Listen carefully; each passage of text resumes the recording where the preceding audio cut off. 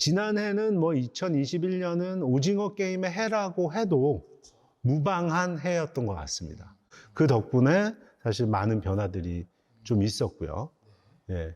그래서 쭉 흘러온 상황들을 보면 2006년부터 한국 리메이크 영화가 헐리우드에서 리메이크가 되어 오고 싸이의 그 강남스타일의 성공과 그 뒤에 이제 한국 드라마의 리메이크 그리고 BTS의 이제 본격적인 미국 시장 진출 2017년 그리고 2021년 오징어 게임으로 사실은 음악, 영화, 드라마 그리고 K문화까지도 사실은 동시에 오징어 게임은 K문화까지 같이 선물을 했죠.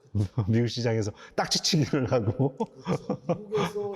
네. 지금 이 뒤에도 뭐 영화로는 부산행이나 악녀나 낙원의 밤, 염력, 극한직업, 승리호, 더 박스, 판도라, 내일 등등의 한국 영화들이 지금 이제 리메이크가 될 것이라고 준비를 하고 있다라고 기사화가 되어 있죠.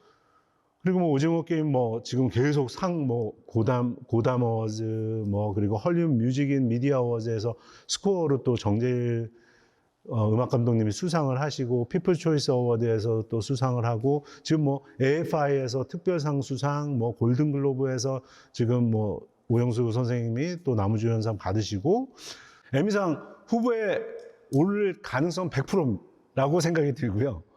어떤 상에 오를 거다라는 거는 정확하게 얘기는 못하겠지만 뭐든지 어쨌든 에미상 후보에는 무조건 오를 거라고 기대를 해봅니다. 그리고 또 한 가지 2021년도에 최초로 이제 마블 슈퍼히어로로는 최초로 마동석 배우가 한국 배우가 슈퍼히어로로 등장을 하게 됐죠. 그리고 아마존 프라임에서 대히트를 한 작품이 올해 이제 2021년도 대히트한 작품이 Wheel of Time이라는 작품인데 여기에서 사실은 다니엘 헤니가 주연입니다, 거의. 그래서 지금 슈퍼히어로 마동석 배우 그리고 다니엘 헤니 Wheel of Time의 성공 그리고 계속적인 BTS의 성공 그리고 K-드라마의 새로운 부각 이게 2021년도의 K 컨텐츠에 좀 그 배우의 활약에 대해서 조금 말씀. 그 배우뿐만이 아니라 이정재 배우 이제 거기에 나온 배우들에 대해서 한국 분들이 느끼는 것보다 훨씬 더 연기에 대해서 더 긍정적으로 생각을 하시더라고요. 또 드라마들은 특히 이제 더빙이 많이 되어 있거든요. 그리고 한국 드라마가 사람들이 이제는 한국 드라마나 다 서브타이틀 봐라고 얘기를 하는데 그렇지 않아요. 그거는 일반 사람들은 서브타이틀을 안 봅니다. 또 아직도 다 더빙을 듣거든요. 더빙을 보기 때문에 물론 업계 사람들은 서브타이틀을 보려고 하죠. 왜냐하면 좀 더 저희들은 그렇게 그러니까 영화 쪽이나 이쪽에 계신 분들은 항상 그 자막을 많이 봐왔었기 때문에 한국 분들도 그렇고 자막을 보는 게 익숙해져 있기 때문에 많이 보지만 미국의 일반인들은 똑같이 예전이나 지금이나 자막 보는 거를 꺼려해요. 그러니까 더빙으로 보면 이 사람의 연기 톤을 얼마나 많이 이해를 할 수 있을까라는 생각도 드는 거죠. 이 사람이 호흡을 어떻게 하는지, 어떻게 이 단어를 내뱉는지는 사실 모르는 거잖아요. 더빙이 돼 있는 건데. 저도 외국 작품들은 특히 프랑스 작품이나 덴마크 작품이나 그런 작품들은 그냥 더빙으로 보지 그 나라 언어로 자막으로 안 봐요. 그러니까 영어는 편하니까 그냥 듣지만 그 외의 언어들은 들으면 내가 집중해서 보지 않으면 서브타이틀을 안 보면 이건 못 보는 거예요. 무조건 집중해서 봐야 되는 거예요. 서브타이틀을 본다라는 개념은. 영화는 기생충은 극장에 가서 자막으로 봤던 사람들이 대부분인 거예요. 그건 극장에 때려 넣고 끝까지 봐야지 되는 거잖아요. 근데 드라마를 열몇 편 되는 거를 자기가 모르는 언어를 가진 거를 서브타이틀을 보면서 보는 사람이 과연 일반인이 있을까? 있겠죠. 근데 그 사람들이 대부분이니까 그 반대겠죠. 더빙을 더 많이 보는 거죠. 어떻게 보면 더빙이 쥐어주는 이유는 이 사람들이 뭐를 하건 간에 계속 틀어놓고 볼 수 있게. 자막을 하면 스탑하고 딴 거를 하고 와야 돼요. 더빙을 하면은 자기가 그냥 듣다가 딴 거 뭐 냉장고를 한번 열러 가더라도 그냥 들으면서 냉장고에 가서 뭐를 하나 가질 수 있는 거죠. 스탑을 안 하고 계속. 근데 더빙을 하면은 스탑 안 하고 계속 볼 수 있는 거예요. 그거는 사실은 원하는 거잖아요. 플랫폼이. 계속 보는 거. 그 업계분들이 하시는 분들은, 업계분들은 그래도 자막들을 보시겠죠. 네. 업계분들은 자막들을 보시니까 자막을 보고 사실은 이걸 100% 언어를 이해를 못 하잖아요. 이 사람이 한국 발음이 좋은지, 한국 발음을 정확하게 하는지, 그냥 얼굴의 표정으로만 액션이 되는지, 몸으로만 액션이 되는지, 그거는 또 한국 사람하고 다른 거죠. 언어를 이해는 못 하니까. 그러니까 만약에 발음이 안 좋거나 또는 아니면 이 발성이 안 좋은 거에 대해서는 그것까지는 이 사람들이 모르죠. 우리도 마찬가지죠. 특정한 작품 얘기는 못 하겠지만 아무래도 스튜디오들에서 제작사, 이제 미국 제작사에서 또는 미국 작가들이 한국을 중심으로 이야기들을 하고 싶었던 대본들이 이제 개발이 되어 있던 대본들이 있었던 거죠. 그런 작품들이 언어가 거의 한국어가 뭐 60, 70%가 되고 영어가 이제 20, 30% 또는 반반 정도 되는 작품들도 잘 안 만들어졌었거든요. 그랬는데 작년 이제 오징어 게임의 이제 성공 이후로는 그런 작품들이 이제 저희를 비롯해서 프로듀서이기 때문에 저희를 비롯해서 많은 한국 제작사들이나 이런 쪽에 제안이 들어가고 있는 걸로 알고 있어요.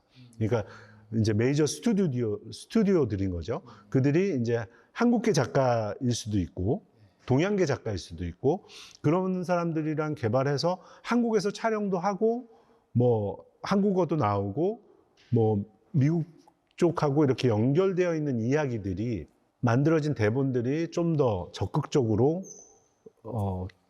개발을 하려고 하는 시도들이 많이 생기고 있죠. 네. 그리고 뭐 오징어 게임 이후로 스튜디오들이나 제작사들, 좀 큰 대형 스튜디오나 제작사들은 한국 쪽의 컨설팅을 담당해주는 사람들을 뽑기 시작했어요.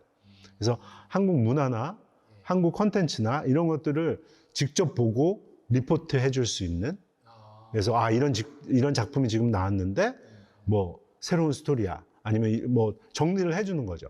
한국 쪽만 담당을 해서 한국 쪽에서 어떤 일이 일어나고 있는지, 어떤 드라마들이 나오고 어떤 영화들이 나오고 어떤 작품들이 이야기가 되어지고 뉴스들이, 엔터테인먼트 뉴스들이 나오면 어떤 작품들에 대해서 어떤 감독들 뭐 어떤 이야기들이 되는지를 직접 실시간으로 이렇게 해줄 수 있는, 컨설팅 할 수 있는 사람들을 뽑아서 고용해서 일을 시키고 있다라고 하더라고요. 네. 그래서 그 정도로 이제 많은 관심도가 생긴 거죠. 한국에 대한 관심도가.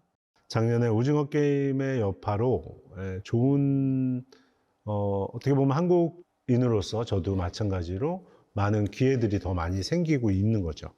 네.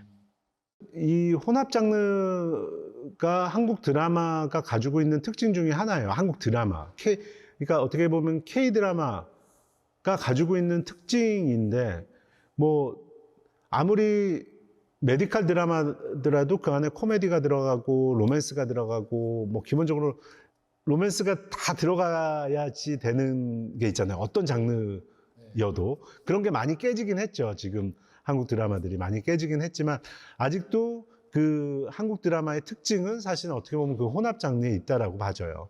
그래서 별그대 같은 경우에도 사이파이지만 러브 스토리인데 그 안에 또 코미디도 있고, 그리고 역사 이야기도 있고, 그 안에 뭐 여러 가지가 다 들어가 있잖아요. 그런데 그거에서 오는 특별함이 사실은 한국 드라마가 가진 특징인데, 오징어 게임 같은 경우는 혼합 장르가 아니거든요. 장르라고 명칭이 될 수가 있잖아요. 서바이벌, 예. 서바이벌이라는 류의 딱 한 장르로 고정을 할 수가 있죠. 마이네임도 마찬가지로 장르라고 딱 고정을 할 수가 있고, 지옥 같은 경우도 딱 장르성이 있잖아요. 그런데 그 외에 사랑의 불시착이라든지 차차차도 마찬가지고요.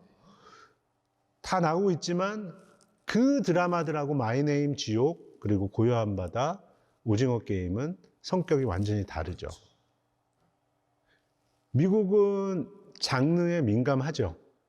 그렇게 보면은 오징어 게임 같은 경우는 굉장히 익숙한 서바이벌이라는 게 들어가요. 미국에서 헝거 게임이라는 작품도 있었잖아요. 그리고 뭐 베스트셀러였고, 그 책 자체가 베스트셀러였고, 그리고 잘 됐어요, 미국에서도. 근데 이 오징어 게임도 서바이벌이기 때문에 일단은 익숙하죠.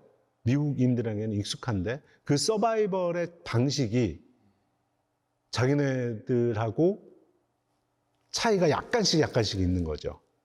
약간씩 있는 거죠.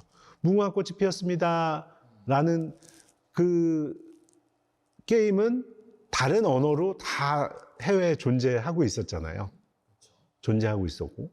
그리고 뭐 징검다리 건너는 것도 마찬가지고. 뭐 구슬이라는 게임은 뭐 조금 색다르긴 하겠지만 비슷한 류의, 그래도 그 룰이 어렵지 않은, 쉽게 다가갈 수 있는 거가 가미가 돼서 약간 트위스트가 있었고, 거기에 또 한 가지 성공할 수 있었던 부분, 이제 뭐 물론 개인적인 생각이긴 하지만 현실적인 이야기라는 거죠. 어떻게 보면 이입이 잘 되는 거죠. 감정이입이 자연스럽게. 그러다 보니까 더 잘 이야기들을 이해를 하게 되고, 그리고 그 안에 빠져들게 되는 것 같아요.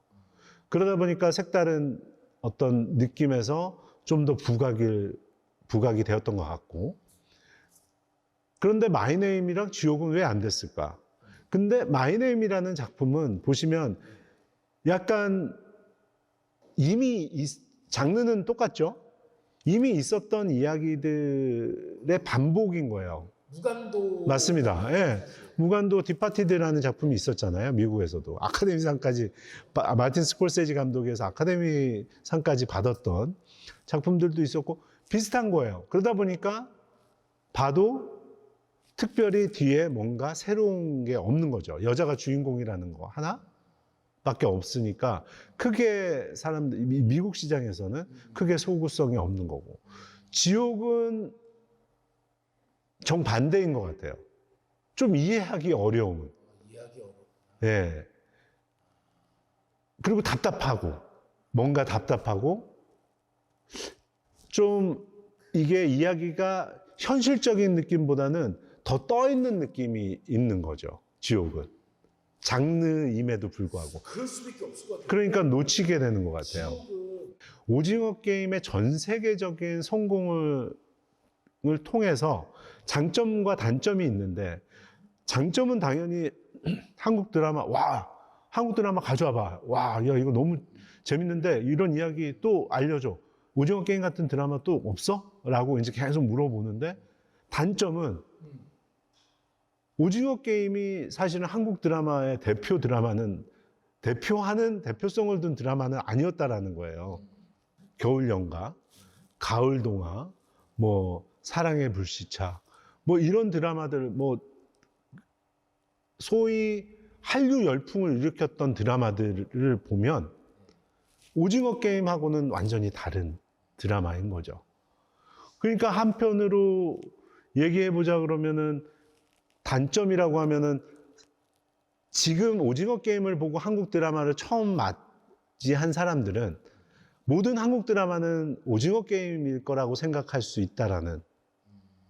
그래서 혼합 장르, 한국적인 드라마, 그리고 장르적인 드라마에서의 미국 시장에 계속해서 확장을 위해서는 지금 오징어 게임과 킹덤의 성공 사례와 마이네임, 지옥, 그리고 고요한 바다가 미국 시장에서는, 영미 시장에서는 잘 안 된 부분들을 조금 더 집중적으로 연구를 해볼 필요가 있다라는 생각이 들어요.